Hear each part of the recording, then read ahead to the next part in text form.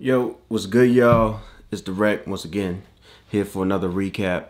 This is RBE's BST. That's Blood, Sweat, and Tears 5. It was a goodie. Make sure y'all go cop that. It's $35 on Rap Grid right now. Before I even get into breaking down on the battles, let me just say there was a lot of dope battles on this card, and I like how the battlers seem to be getting up right now. For people who aren't battling on Smack and URL all the time, the battlers are getting up. They showing out. Even some of the battlers who have had the exposure from some of the other leagues, it seems like cats are caring a little bit more about what they put out. And I don't know if that's because some of the younger MCs are coming up and they're doing better and they feel threatened by that. They don't want their spots taken.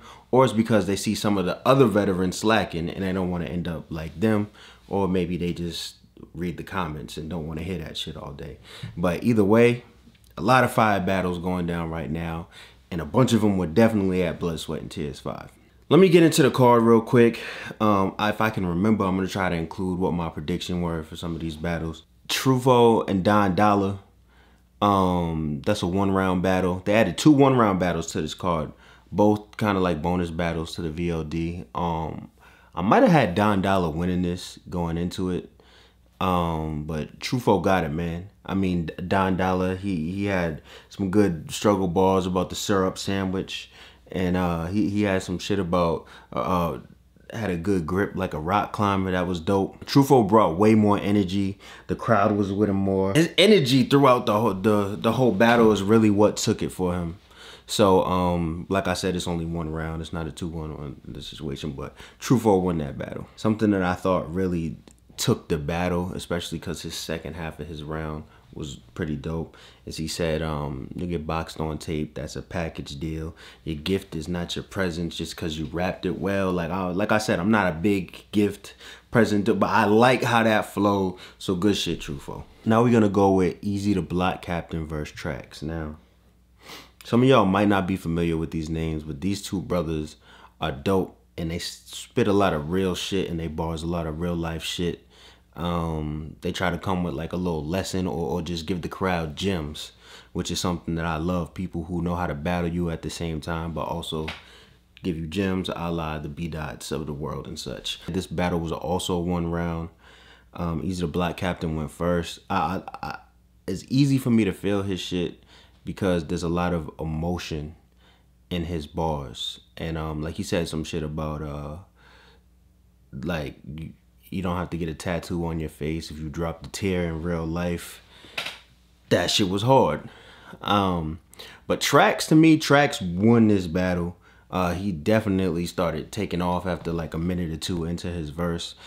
It's just, like I said, he gave a lot of gems, but he was punching at the same time, which makes someone really hard to beat. Like, usually when you have a lot of punches, you don't have a lot of real talk because you try to fit in a whole bunch of punches, a la someone like Av, who just gets straight to the point, or B Magic, you know what I mean? But then you have the people that drop gems and they forget to punch. So it's kind of like, oh, well, if you like gems, I won the battle. No, Tracks was doing both at the same time, and this is why I can respect his craft and what he brought to the table. I feel like a lot of people read books or listen to a podcast or something and try to spew that information into their rhymes, and it sounds sloppy, but you can tell he really digested the information and poetically just put it out there in a way that was hard, man. Son of Savant, Egyptian Honor come across different. The line that I thought put the battle over the top for Tracks is he said some shit like, if this world was mine, I go back in time till they regard us loopers and kick some shit to have the whole world bugging like Starship Troopers. Yo, Tracks, man, you a monster, man. I'm definitely gonna be watching all his battles. I suggest y'all to keep an eye on him. And if I think he might end up being an RBE mainstay, cause Tracks is hard. Like, yo, I know I keep saying this shit, but son, like, you got it. You dope, fam. Moving forward, I know a lot of these battles are joints you want to see, so I'll try to not spit too many lines, you know, cause I got my Rap Grid notes. As always, I always take notes when I watch battles. But J Murder and Floss, the boss, man. He Yo, first of all, Floss is fucking entertaining as shit. He is hilarious. Sometimes he says bars that are kind of simple, but just the way he says them and like why he says them is fucking funny as shit. He is entertaining. And I think sometimes Jay Murda has his ups and downs in battle rap. So a lot of people, I wouldn't say they try to play him, but sometimes he doesn't get the big looks consecutively. Like he'll get a big look, fall back for a little bit, then get another one. But this battle was dope. And when I say dope, I just mean like mad entertaining. I think Jay Murda came out, he came out crazy. Like he was not playing.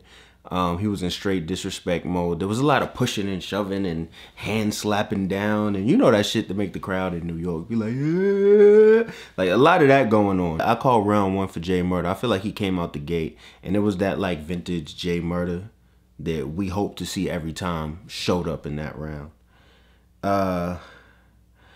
Now round two, it was similar and I like Jay Murda's bars better on paper. But Floss was like, with the entertaining shit in round two, he was doing too much, man. Like, so really just to make it interesting, I'm gonna say Floss. Cause even though I like Jay Murda better on paper, Floss was just going crazy and he had me dying laughing. For this battle, I'm gonna stop breaking the rounds down. Here's some things that you need to know, and when you get the VOD or you wait for it to come out, however you watch this shit, there's some things you have to look for in Floss the Boss versus Jay Murda. Floss the Boss said, Jay Murda, what did it do? Nigga, I don't know no Spanish. And everyone just died laughing. Like, nigga, that's not even Spanish. There was even a point where Floss was rapping and Jay Murda burped. And he like burped at him like, yeah, take this burp, nigga. And everybody just, oh shit, he burped at him, disrespect. So this is what kind of battle this was. It was dope bars, but just a lot of just like entertaining tomfoolery going on. Honestly, the burp might have sealed the victory for Jay Murda. It was just came at the right time and it had the effect of like a dope rebuttal, you know what I'm saying? Like everyone was going crazy. Towards the end, Jay Murda had a, oh, you said rest in peace to your man, well, you could die just like your nigga. Something I want to talk about. And Murda, if you see this, hit me, because I want to talk about this, right? He basically says, Fred, Velma, Scooby, Daphne. That's the medal in for. Something, something, dog. What you think I brought this medal in for? And I'm like, yo, medal in for, the medal in kids. That shit is crazy, because, you know, I'm like a cartoon bar, video game bar type dude. And, Fred, Daphne, Scooby, Shaggy, dog. Scooby's the dog. So Fred, Daphne, Velma, Shaggy. That's the medal in for. Fred, Daphne, Velma. Did you mean to say Velma, bro? Let me know. Can I please talk about Swave and Heavy Half? Yes, I can. Now, I owe Heavy Half an apology. I don't know if I owe him an apology, but I owe him some overdue respect, because I saw Heavy Half battle live a couple times and it was just real energetic, and I didn't think that at the time he had a type of style that commanded that I listened to his lyrics. More or less just look for energetic outbursts that sent the crowd in an uproar. I was wrong. He, like, lyrically, he's very potent. We're going to get into that in a second. Now, Swave 7. I thought Swave could win this battle, but it was hard for me to call because I didn't really like his last battle. And Swave, it seems like he don't get up for every opponent that he battles. You know what I mean? And I didn't know if because he was home, he would do better or what was going to go on. But this battle is fire. This might be battle of the night. I really have to think about it, but it's either the first or second best battle of the event. Swave came out the gate like, I'm not playing with you. Fire. One of his best rounds. One of my favorite Swave rounds that I've heard in a while, probably since his third round against Danny Myers. But this was no stumbles, no nothing. This was executed dope. Heavy Half, like I said, he was a lyrically different person. there was a hunger in his voice and the way that he was just delivering his shit that reminded me of like the old young hungry Averb. And I'm not saying that because of the Midwest thing. It just reminded me like Heavy, because I think even in this battle they talked about how Big Cannon said Heavy Half was going to be like the face of guerrilla warfare and all this stuff, and I didn't really get it back then, but I see it right now. Like, he was fire. Like, just, I think with certain people you have to really watch the matchup and book them against the right opponent. ARP, before you give Heavy Half another battle, sit them down and be like, bro, who do you want to battle? Like, who do you feel like you'll fuck up? Because I want to see this Heavy Half every single time. He was that fire. First round, like, it was close.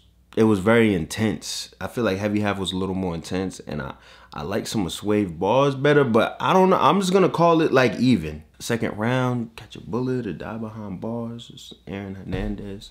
Swave, you did that. It was just more of the same thing in the second round, but I feel like the second round on both was better than the first round. So I'm going crazy at this point. And Swave, he had a line where he was like, you don't live in the projects no more. You moved into the white neighborhoods with the comfy pads. And I'm still in the hood. And all my white neighbors, it's like money bags. Like, yo, I'm sorry. No disrespect to Heavy Half.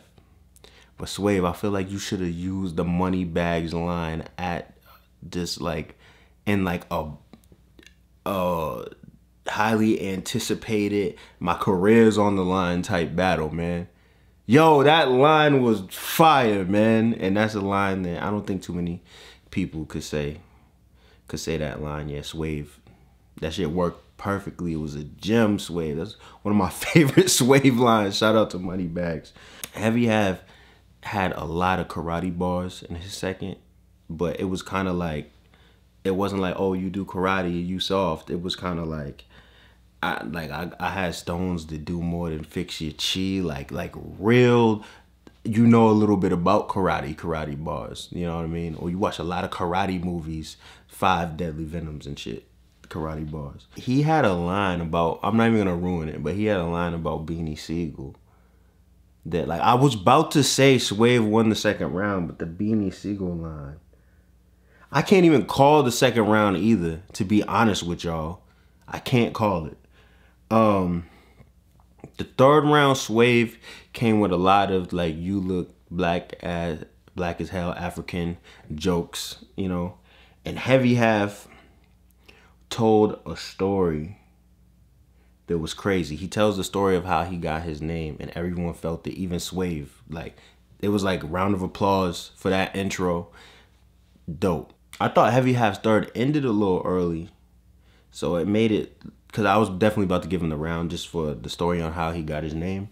But I give Heavy Half that round. It's just a hard battle to call, because if you break it down like this, if I say first round tie, second round tie, and last round Heavy Half, you think Heavy Half won by a little bit. But the battle wasn't really like that. It was ping pong back and forth the whole time. So salute to y'all brothers.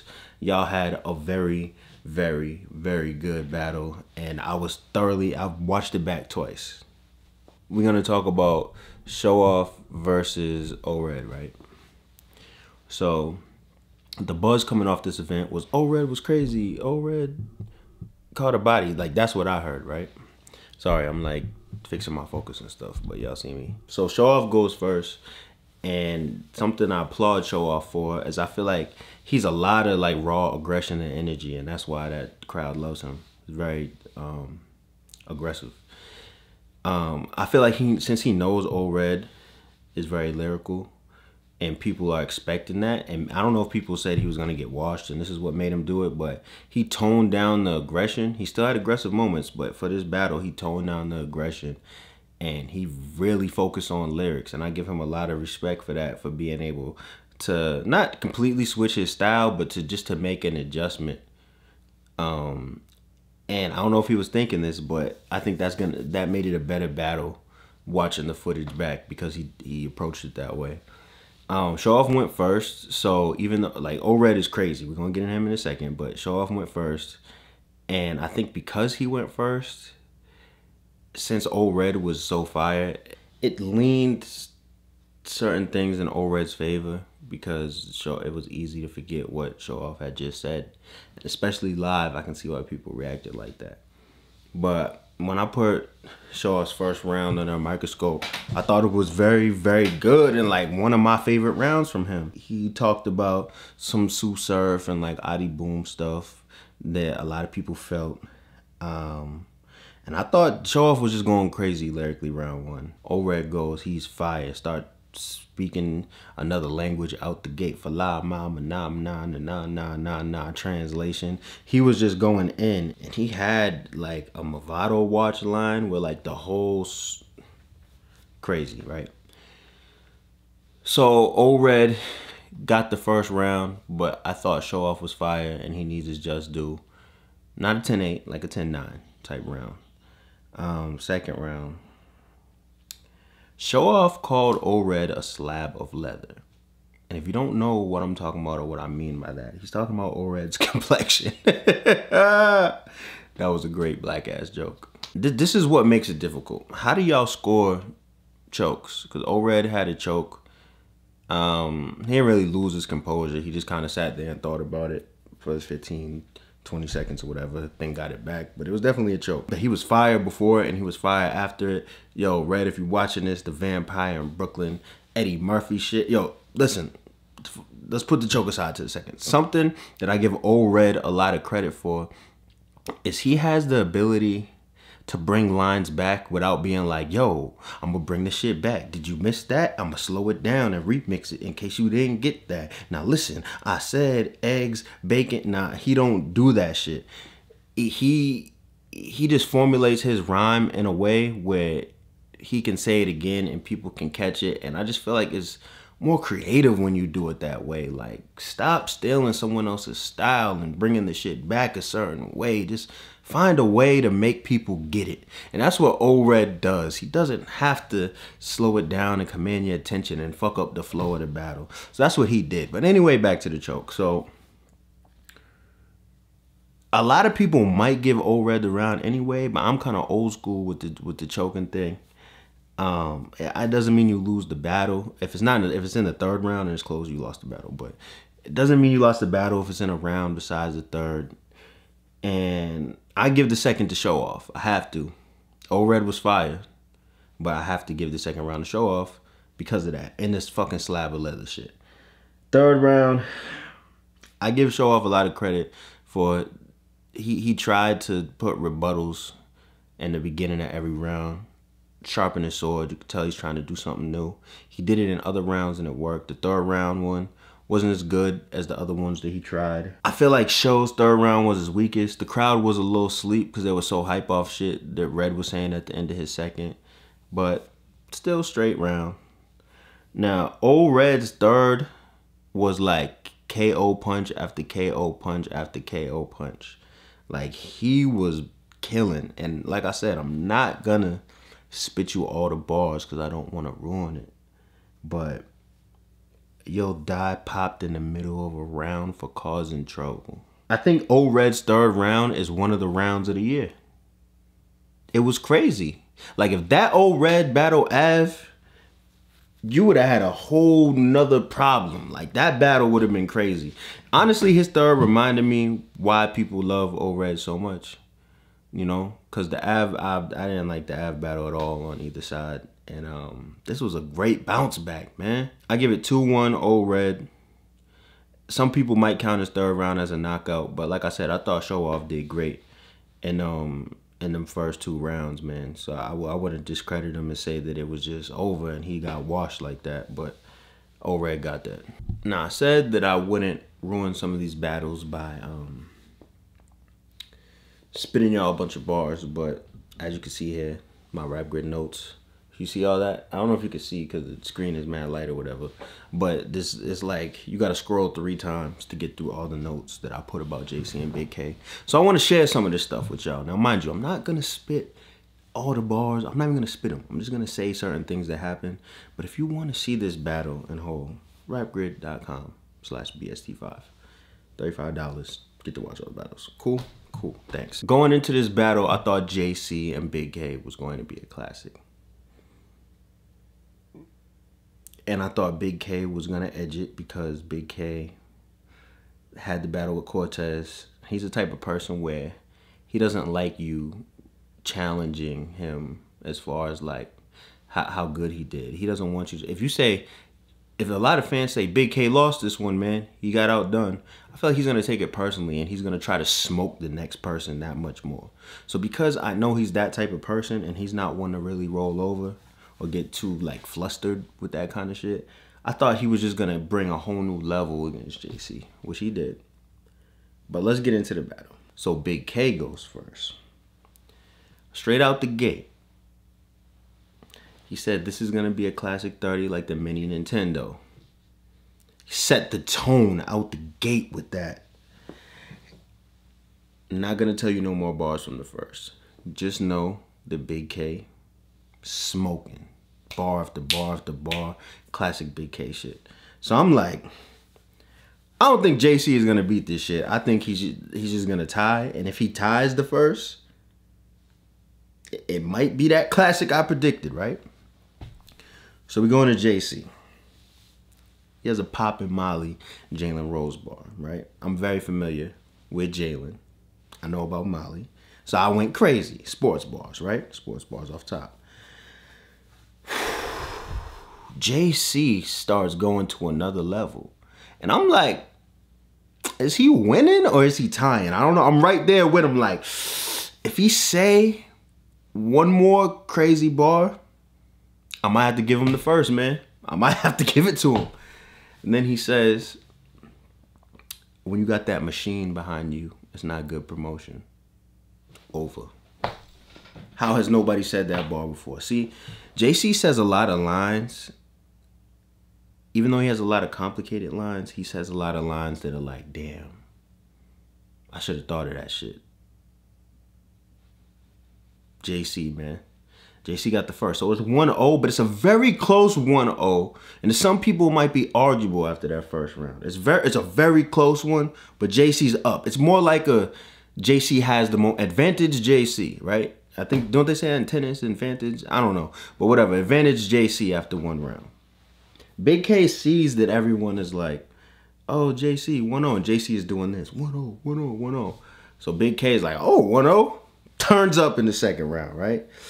He has a fire rebuttal. I'm not going to ruin it, but just a fire rebuttal. And I kind of heard Big K freestyle before, but this shit was like, had everybody in tears, the shit that he said. Big K says a lot of creative things that I would have never thought to say. Like how I said JC says a lot of things. I'm like, damn, why didn't I think about that? Like, that punchline could have been on the tip of my tongue. Big K says a lot of things that's like, shit, like you took two things nobody was thinking about. Like, get chewed and lose stripes like wet peppermints. Who the fuck, like, nobody thinking about no wet peppermints, but that shit was hard because the peppermint lost stripes because we all chewed them before and shit.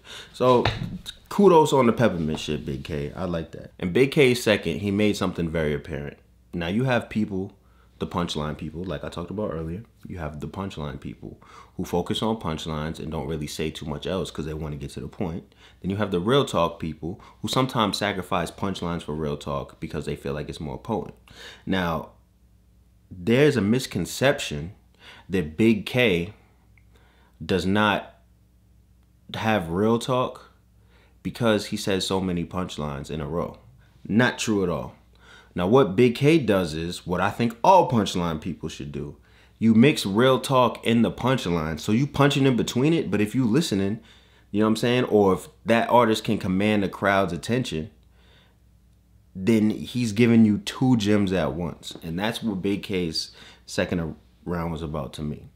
So basically he says, and this is the one line I give you, I was in a Rolls Royce whipping a ghost like Castlevania.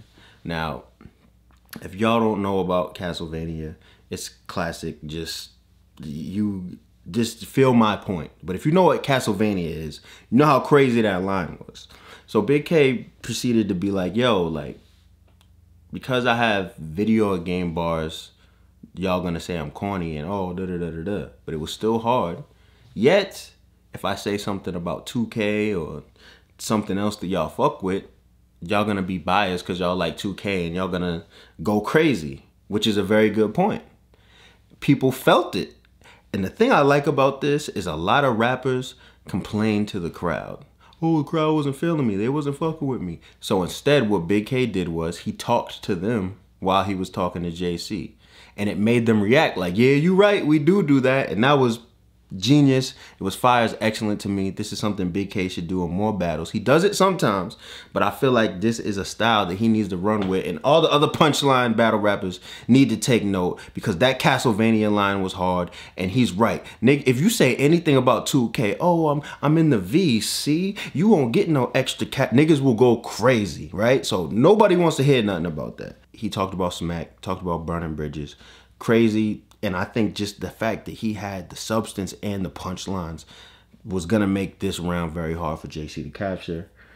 I think JC's second round, he had a crazy Pee Wee Herman line. His second round was good, right?